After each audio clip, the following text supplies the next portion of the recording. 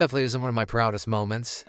Definitely a story time that I look back on and I'm like, oh wow, I was pretty dumb back then. So I hope you guys enjoy this. Leave a like for my pain and let's get into it. Pretty straight edge. Wasn't really drinking, smoking, doing anything. I was on kind of a big tea break. Just kind of focusing on YouTube, focusing on just a bunch of other stuff in life. And that's also where I'm at now. But yeah, back then was one of the first times I ever really like quit everything and just kind of, stayed on my sober shit. You know what I mean? And yeah, I wasn't doing anything. No weed, no alcohol, just very, very straight edge. And I was just living life, right? It wasn't too bad. Everything was good. Well, one day I'm in my room editing a video, just, doing what I normally do, as I do in most of these stories. And like most times, somebody texts me. On this day in specific, it was my friend Justin. My friend Justin texted me and he said, "What's the move?" And I replied and I said, "I don't know, man. What is the move?" He's like, "I don't know, man. I just want to do something tonight. You down?" I was like, of course, bro, let's kick it. So Justin came over to my house and kind of just watched me finish up my YouTube video and upload it. And then after that, me and Justin went out for a little bit and got some food.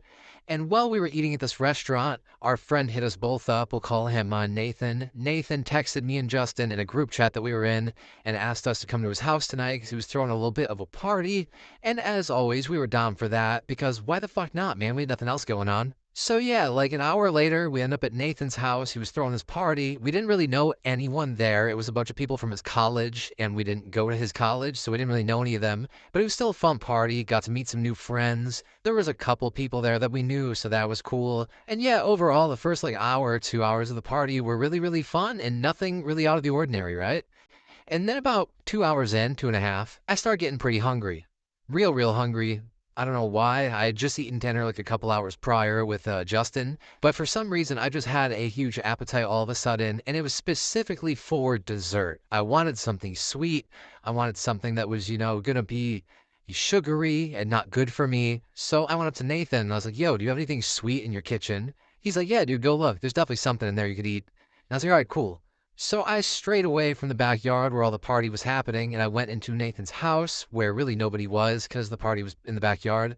I went into Nathan's house. I went to the kitchen. Like I said, no one was in the kitchen, so I was kind of free to just like go through all of his cabinets and find and steal food in peace. And yeah, I'm just doing that, right? And I go through like two cabinets, nothing really there, just a bunch of baking stuff. And then I find this one cabinet that has a bunch of homemade sweets. Now, Nathan's mom was like a very, very talented baker. She like won competitions and shit. She'd make the best cookies, best brownies ever. And when I saw these, I was like, holy shit, these are Nathan's mom's sweets. Like, I want to eat these right now. And I start eating them without any hesitation, without any question. I just start eating these fucking sweets with no second thought. And I can't lie, they tasted a little bit funny. Like the first one I ate, I was like, okay, that kind of tasted weird. But you know what? I'm thinking too hard about it. It's probably just some like stale taste because I've been in the cabinet all day. And then as I'm eating them, I start to realize the funny taste that I'm tasting tastes kind of like weed. And I was like, huh, that's really weird. Why do these taste like weed? And at this point, I've eaten like 3.5 of these brownies, right? Like I've eaten a shit ton. And I look down and I'm looking at it, but I still don't think that it's an edible because like they were clearly Nathan's mom's signature homemade brownies and cookies that were in this cabinet. So like I knew that they weren't edibles because Nathan's mom doesn't make edibles. So I keep eating them without second thought. I was like, you know what? It's just I don't know. Like I'm thinking too hard. It's probably fine, right? So I end up eating fucking 5 of these goddamn brownies. And I go out to the backyard when I'm done with the brownies to hand out to my friends because I know they probably want some too. And as soon as I walk outside, Nathan's right by the sliding glass door. And Nathan sees me with the big tray of brownies and cookies. And he's like, oh, I see you found the edibles. And immediately my heart just sank. And I looked at him and I was like, what? He goes, yeah, man, my mom and me collabed on some edibles tonight for the party. And I was like, these have weed in them? He goes, yeah, how much did you eat? I was like, Nathan. And I set them down and I grabbed my hands, I put them on his shoulders. I'm like, Nathan, I ate fucking 5 of them. I'm gonna die. He's like, dude, chill. You're not gonna die. There's not that much weed in them. Like, I didn't put that much in. I was like, Nathan, no, dude, I ate 5. Like, no, I'm gonna die. Why didn't you tell me you had edibles in the kitchen? I said I wanted something sweet, not weed. He's like, dude, I didn't know you'd find them. I put them on like the top shelf of the cabinet. I thought you were gonna go in the fridge and like grab something out of the fridge or something. Like, I didn't know you were gonna eat those. I was like, bro, you should have warned me. And as I'm talking to him, I start getting real nauseous, like super, super sick to my stomach. And immediately I have to lean over the porch and throw up because the thought of eating 5 edibles made me want to throw up. And I'm glad that it did because I don't even want to know how I would have felt with all 5 of those in my stomach all night. So after I threw up, the entire party laughed at me because, I guess it was embarrassing for me to throw up in front of everyone. I don't know. I didn't really care. And after that, I just went over to the bonfire and I sat down and Nathan and Justin were just sitting there at the bonfire with me, kind of watching me because, like, they didn't know how I was going to feel, even though I threw up. Because I don't think I puked out all of the edibles, and there was probably at least a couple in my stomach. And about 30, 40 minutes later, started to kick in a little bit. I was feeling a little bit, not good. Definitely nauseous again. Definitely very stoned. Very, very, like, spacey. Was also getting a little bit lightheaded, so I was drinking some water at the fire with them. And yeah, they were just trying to keep an eye on me, like good friends. And like 30 minutes later, it got even stronger, and the nausea turned into vomiting again. I was throwing up again. Didn't feel very good doing that, but luckily that got the rest of it out of my stomach. But yeah, it felt like the whole world was spinning. Like I was dizzy, nauseous, way too stoned, like uncomfortably high. And my friends were all just kind of watching me closely that night to make sure that I didn't get too sick.